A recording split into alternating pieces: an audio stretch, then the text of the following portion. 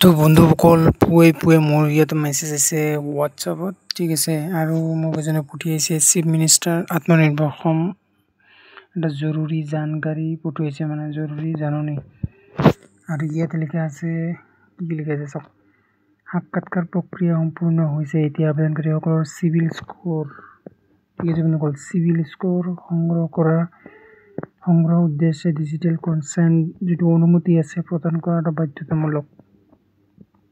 তো যেতিয়া আপোনালোকে ৱেবছাইট খুলিব CM বোলে, তো তেনেকুৱা ধৰণৰ এখন কনচাৰ্ণ আহিব, এইখন যিখন আপোনাক পঠিয়াব লাগিব, চিভিল পঠিয়াব লাগিব আপোনাৰ চিভিল স্ক'ৰ কিমান আছে। তো সেই সন্দৰ্ভত সকলোৱে জনোৱা হৈছে যে 7/7/2025 ধুবুৰী জিলা উদ্যোগত বাণিজ্যিক DAC যিটো ধুবুৰী উপস্থিত প্ৰয়োজনীয় যিখিনি কাৰ্য সাধন কৰিবলৈ অনুৰোধ জনোৱা হৈছে।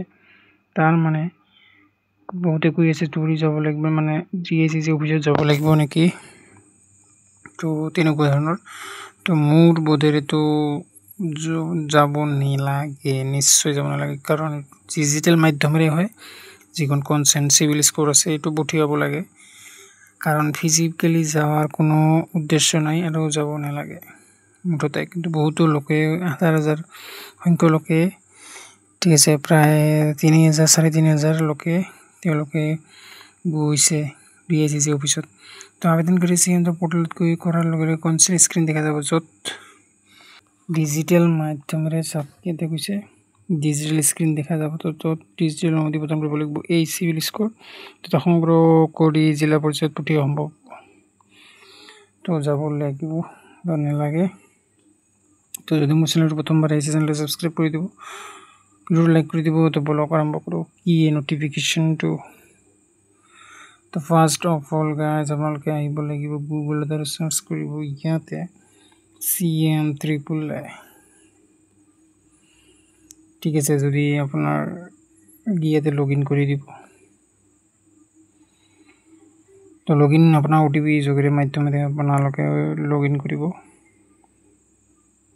লগ ইন কৰাৰ লগে লগে বন্ধুসকল এনেধৰণে আহিব, ঠিক আছে। আপোনাৰ নামটো আহিব আৰু এটা বক্স আহিব, য'ত টিক কৰি আপোনালোকে ছাবমিট কনচেণ্ট বুলি এটা অপশ্যন আছে। তো এই চিভিল স্ক'ৰটো এনেকৈ পঠিয়াব লাগিব, ঠিক আছে। তেতিয়াহে আপোনালোকে এই লোনটোৰ কাৰণে আপোনালোকে ইলিজিবল হ'ব। তো এইখিনি সৰু কামটোৰ কাৰণে আপোনালোকে মোৰ নষ্ট কৰি আছে আৰু ক'ত কি কৰিম বুলি ভাবি আছে, ঠিক আছে, ক'ত গৈ আছে, ঠিক আছে। তো আপোনালোকে যাব নালাগে, বাছ আপোনালোকে কনচেণ্টটো ছাবমিট কৰি দিলে হৈ যাব।